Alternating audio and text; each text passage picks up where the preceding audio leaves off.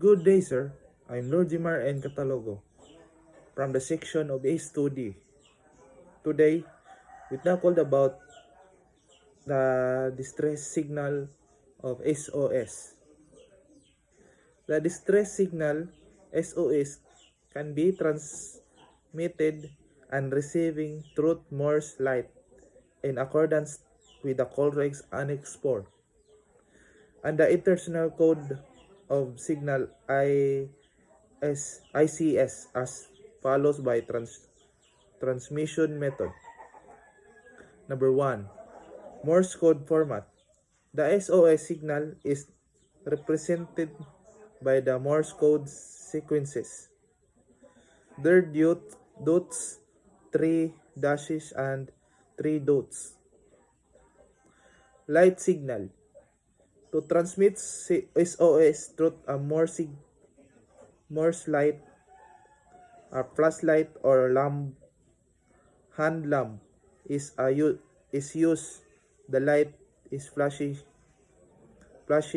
at interval to represent the dots and dashes.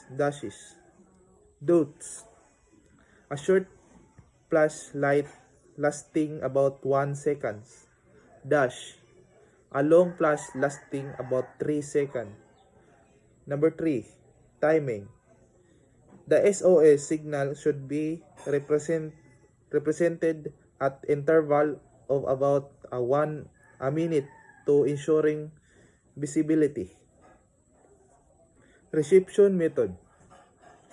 Visual observation.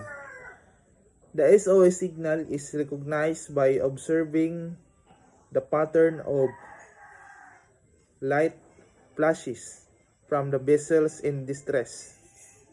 Morse code interpretation. A person familiar with the Morse code can be interpret the flashes as dots of the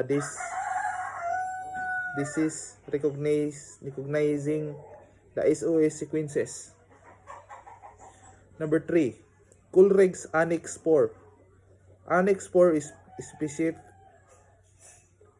specifies that the SOS signal, when transmitted by any signal method, is distress signal, including visual signal like Morse light. International code of signal ICS. The ICS does not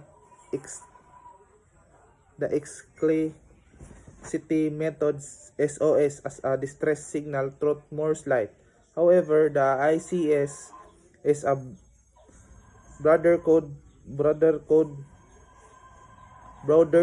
used for general communication at sea, and SOS is universally recognized as the distress signal regardless of the transmission method.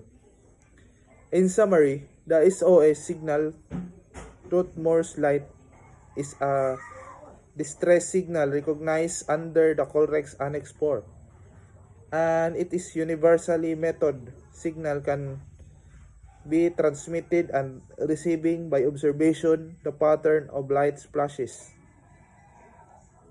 So my understanding about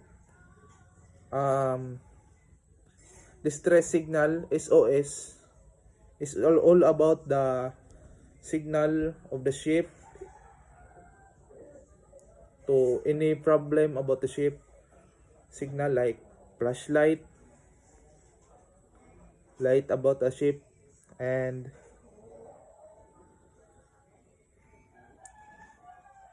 those distress signal communication, radio, or any. So I have a picture about things about the distress signal.